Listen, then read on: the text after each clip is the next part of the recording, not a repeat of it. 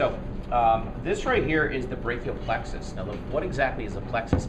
A plexus is a grouping of structures that come together, go apart, come together, and go apart. And that's what this is right here, called the brachial plexus.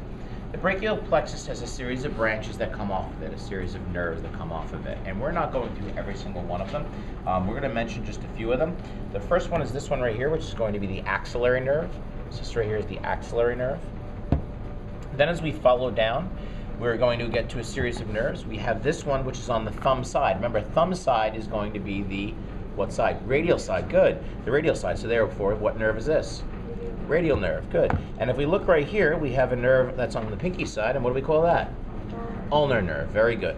Now we have a nerve that's in the middle, okay? Now remember, medial means toward the middle, and middle is in the middle, okay? So this is not medial, this is termed median nerve. So this is the median nerve, okay? So right here is the median nerve. Now it passes underneath this tissue, and that tissue is labeled as number 37, and this right here is called the flexor retinaculum, okay? Now what happens is, if you see right here, you'll notice that, take this rubber band off, and you'll notice that the flexor digitorum profundus, as well as the median nerve, passes underneath or deep to this flexor retinaculum. You can see it pass, its branches pass off underneath it. Now what happens is the flexor retinaculum basically looks like this, okay? And it forms sort of like a tunnel, okay? It forms a tunnel that allows the tendons of the flexor retinaculum as well as the median nerve to pass underneath it.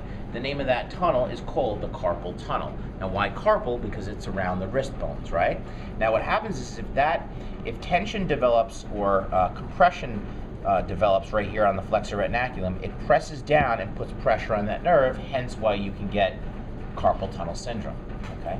Now think about what also happens is you're moving your hands back and forth, okay, and your fingers really back and forth.